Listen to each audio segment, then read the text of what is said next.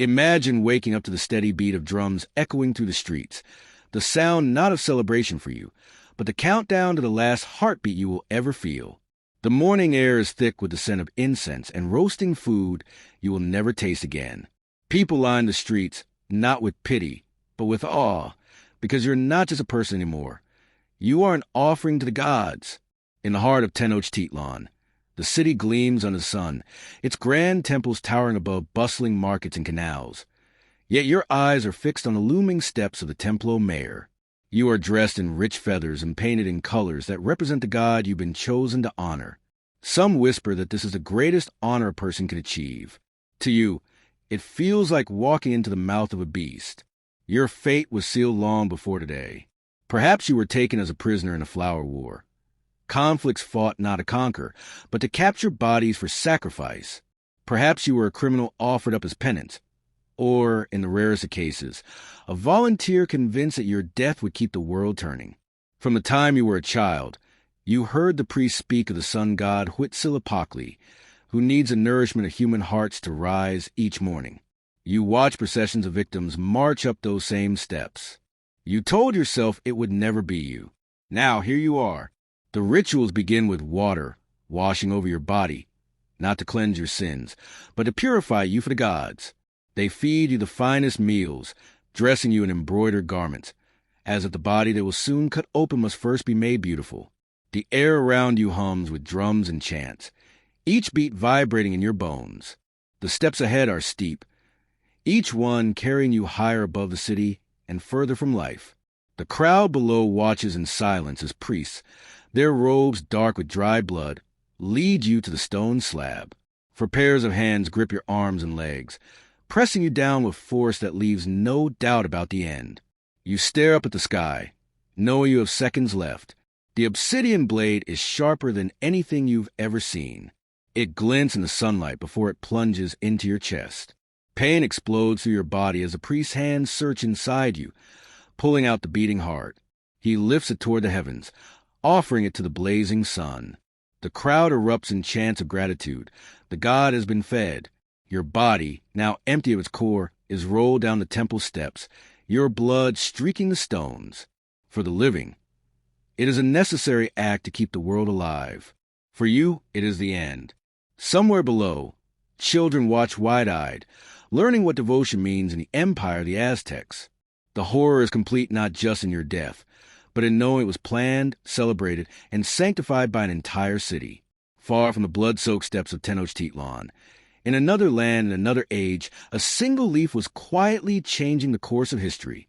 In ancient China, long before the world knew its name, tea was just a plant growing wild in the mountains. Then came the legend of Emperor Shinnong, who believed that boiled water was safest to drink. One day, as he sat by a tea tree, a gentle breeze carried a few leaves into his pot. The aroma that rose was unlike anything he had known. He drank, and warmth spread through him, clearing his mind and easing his fatigue. From that moment, tea became more than water. It became medicine, art, and eventually a cornerstone of culture. In the earliest days, tea was valued for its healing powers. It soothed digestion, sharpened focus, and refreshed the weary. Scholars and monks embraced it, sipping the steaming liquid to stay alert during long hours of study or meditation. Over centuries, tea evolved from a remedy to a refined pleasure. By the Tang Dynasty, it was no longer just something to drink. It was a performance. Guests would gather to watch powdered tea whisked into frothy bowls, the movements precise, graceful, almost like a dance. In the Song Dynasty, the brewing itself became a form of competition, where skill and presentation mattered as much as taste. Tea was not only for the elite. It spilled into daily life, warming farmers in the fields, travelers on the road, and families around their hearts. In every sip was an unspoken understanding. This was more than a drink. It was a bridge between people, a sign of welcome and respect. When a guest arrived, the host offered tea before anything else, an unspoken gesture that said, "You are safe here." The practice spread along the Silk Road, carried to distant lands like Japan, Tibet, and beyond, taking on new meanings but never losing its essence of comfort and connection. In its quiet way, tea became a teacher. Every step of its preparation, selecting the leaves, Heating the water, pouring with care, reminded people to slow down and be present. It was philosophy in a cup, a way to turn something as simple as boiling water into a moment of beauty. In a world where blood was spilled to keep gods alive, here was a tradition that brought life to the spirit, not through sacrifice, but through stillness. Somewhere, a scholar sat at his desk, ink brush in hand, steam rising from a porcelain cup, the fragrance curling into the air like a whisper from the past. In the ancient world, there was no greater stage for glory than the arenas and fields of Greece. Here, sports were more than a pastime. They were an offering to the gods and a way to carve one's name into eternity. Every 4 years, all rivalries paused as men from across the Greek world traveled to Olympia, not for war, but for competition in the sacred games dedicated to Zeus. The city buzzed with anticipation as athletes, their bodies sculpted by relentless training, prepared to face not just their opponents, but the weight of tradition.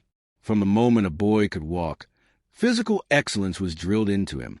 In dusty gymnasia, under the watchful eyes of trainers, they ran, wrestled, and practiced pancration, a brutal blend of wrestling and boxing where the only forbidden acts were biting and gouging eyes. Victors in these contests earned not only olive wreaths, but lifelong honor. A single win could mean fame across the Greek world, free meals for life, and a place in poetry and song. Runners sprinted the Stadian race, a dash that demanded every shred of breath and strength. Wrestlers locked in bone-crushing grips, testing not just their muscle but their cunning. Chariot races brought a different kind of spectacle. The pounding of hooves, the dust rising in clouds, the sharp turns that could send both driver and horses crashing. These were events of both danger and prestige. Entire city-states cheered for their champions, because each victory was a political triumph as much as a personal one. The games were a theater of unity and rivalry, of muscle and mind. Even women, though largely excluded, had their own moment in the Heraean Games, where they raced in honor of Hera, proving that competition ran deep in Greek blood regardless of gender. To the Greeks, athletic triumph was a path to immortality. Statues captured the likeness of champions. Poets immortalized their feats, and their names lived on in the memory of their people.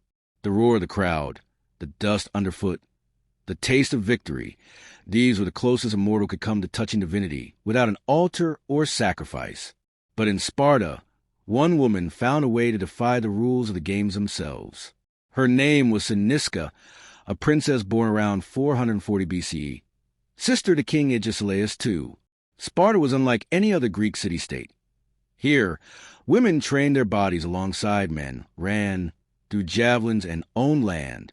They were raised to be strong, to give birth to strong children, and Cynisca was no exception. Yet the Olympic Games remained a man's world. Women were forbidden to compete or even watch certain events. Cynisca, however, saw a loophole. In the chariot races, the glory went not to the driver but to the owner of the horses, and there was no rule saying a woman could not own a team. With the resources of a princess and the fierce will of a Spartan, she assembled the finest horses in Greece, trained them to perfection, and entered them into the games. In 396 BCE, her chariot thundered down the track, hooves drumming like war, and crossed the finish line first. Cynisca had become the first woman in history to win at the Olympics. She didn't stop there. For years later, she claimed victory again. Her triumph was more than personal. It was a challenge to tradition, proof that a woman's name could be etched into history alongside the greatest men. In Olympia, a bronze statue of Cynisca and her chariot was erected, a rare honor for any victor, an almost unthinkable one for a woman. She didn't just win races. She expanded the boundaries of what was possible.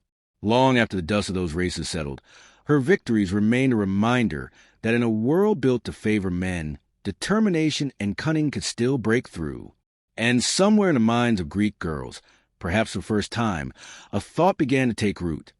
The games might belong to men today, but the future could hold something different.